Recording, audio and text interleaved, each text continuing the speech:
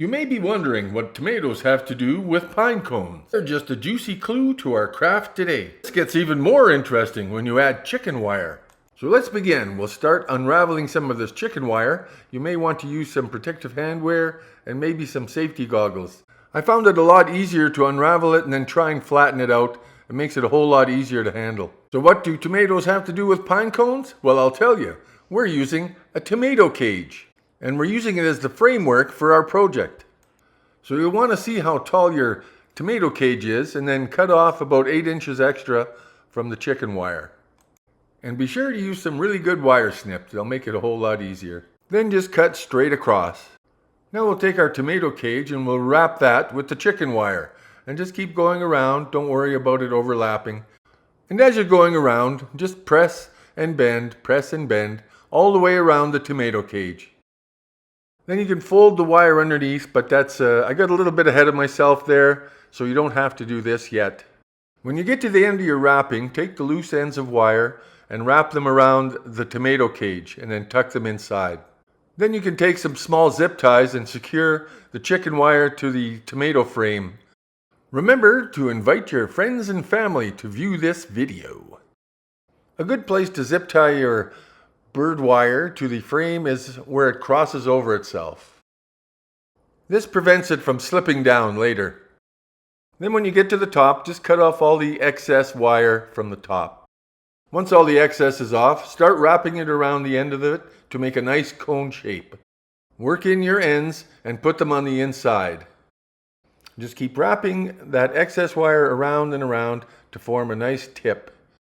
And keep working that in there to make it nice, tight, and firm. Then just inspect your project and add more zip ties where it needs some extra strength.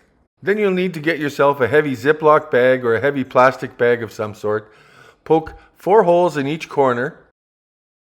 Then you'll take a brick and put that inside the bag. This is going to add weight and stability to our project. Close the zipper bag. Then put the brick on its side at the bottom of the cage and zip tie the corners. When you zip tie it, try to make sure that the brick is in the center of the bottom of your cage. And zip tie that on each of the 4 corners, across from each other. Now, does the circle have corners? No, it doesn't, but a Ziploc bag does. And be sure to zip tie it from the inside of the cage. Then once your brick is in place, take the excess wire from the bottom and just fold that inside the cage. And then try and make sure that the bottom of the cage is flat. Just work your way around and make small adjustments as needed. And bend all your ends in at the bottom as well. And it should look something like this. Then you're going to be needing a couple packages of 20 gauge wire. You'll be wrapping those ends together. And we got these at Home Depot. As you wrap those wires together, make sure there's about 2 or 3 inches on the end. Then get a pine cone. If you enjoy pine cone crafts, check out our pine cone playlist. We love doing pine cone crafts.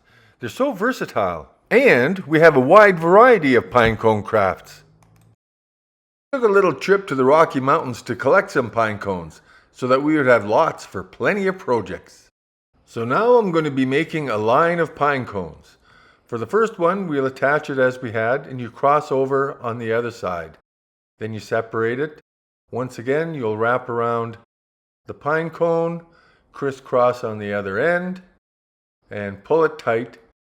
Then form the little Y again, put in another pine cone, and repeat this process until you get your string of pine cones. This method will work out a lot better than trying to wire each pine cone onto the cage. Add a pine cone, crisscross. Add a pine cone, crisscross. So what are we going to do? That's right, add a pine cone, crisscross. After you do so many, just take a rough check on your cage to see how many more you might need, or if you have enough already. Now it took me 17 pine cones to make my first row. It may take you more, it may take you less, depending on the size of your pine cones. Then when you have that first row, take the end that you left some excess on and wrap that around the cage. And then take the other end and take that excess and wrap it around the cage. Then you'll take about 3 or 4 zip ties and secure that bottom ring around the bottom. The more zip ties, the better, because it's important to keep your project secure and stop everything from sliding off. And you'll only need to do that on the bottom row. Okay, so let's start row number 2. Once again, you'll take the 2 wires and you'll wrap about 2 inches on the end there. Then you'll take that, crisscross, like that. Cross the wires over, pull tight, then move on to the next one. Then once again, place the pine cone, crisscross, place the pine cone. And you'll want to be using your largest pine cones for the bottom rows. On our second row, we used 14 pine cones. We used ponderosa pines for this project, and you'll want to use the largest pine cones you could find. Now we're moving on to our third row, and you can make your string of pine cones and then just sort of gently lay them out so you can see if you have the right amount or not. Pull it a little bit tight, and if not, add more, and if you have too many, take one out. That's the great thing about doing this string method. You can add or delete before you finalize your row. Then when you have the right amount of pine cones on your string, just cut the ends off, twist those together, and then tie both ends together so you get a nice little row. I got the idea for making this project from looking at a ring toss game. I figured, if you put a string of stuff together, like pine cones, put them all on top of each other, what a cool project that would be. So have you guessed what we're making yet? What do pine cones have to do with tomatoes?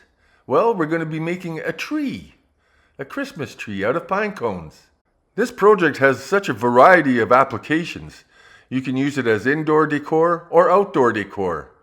You could place it by your fireplace, put it on a hallway table, place it outside, use it as some patio decor. You could put it in an urn. That's what we'll be doing. And if you make a set of these, you can place them around your front doorway. And what a great welcoming that would make. I did say Christmas, but this decor would be fine fall to spring or maybe even all year round. If you're using it for outdoor decor, you don't have to worry about much. It's all wired down, so you don't have to worry about glue or heat popping. And you'll be spraying it with a clear coat later on anyway. And pine cones are naturally made to withstand the elements. And using the clear coat will prevent the pine cones from closing up in wet weather. Now that we're really nearing the top, we've moved on to some white pine cones. They're a little bit smaller, and they'll give us that nice wedge or triangle shape at the top of our tree. We haven't used a single drop of glue on this project. Everything's wired. We have wires attaching all the pine cones. The rings are all attached with wires. This thing can withstand really severe weather changes. So this is really suitable for outdoor decor. When I'm done with this one, I'm going to make another one for my wife so that we have a pair of them. It will be very impactful to have a matching set out front of your doors. Suddenly, the end goes really quickly. The last row you make should cover the top points of the cage. So this is how you'll make your topper. First, you'll get a nice big pine cone, wrap the wire around there, and this is just a single wire.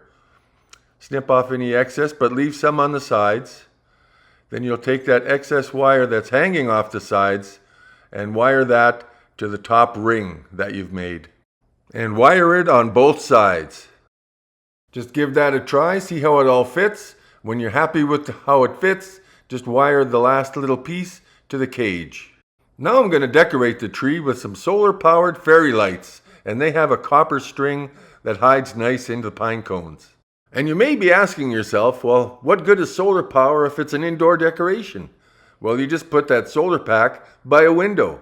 We have 5 or 6 projects in our home that we use a whole lot of this solar power. It's amazing. The amazing thing about these is that the sun will charge them. They do have a long cord at the end, so you can place your charger near a window if your decoration's too far directly from a window. I really like the simplicity of it. There's no muss, no fuss. You don't have to replace batteries. It does it all by itself. So when it gets dark, they turn on. And when the sun comes out, they turn off. You don't have to go in there and turn them on and off. And this handy feature is especially nice for outdoor decor. That way there, you don't have to go outside and turn it on and turn it off. It does it all by itself. And it's free. You don't have to worry about spending money on power. So you'll just wrap your lights around and around and sort of tuck them in a little bit and under some of the pine cones. Here I'm just taking a moment to admire my project, taking a break because it's like 100 degrees out there. And here's your finished project. I just love it.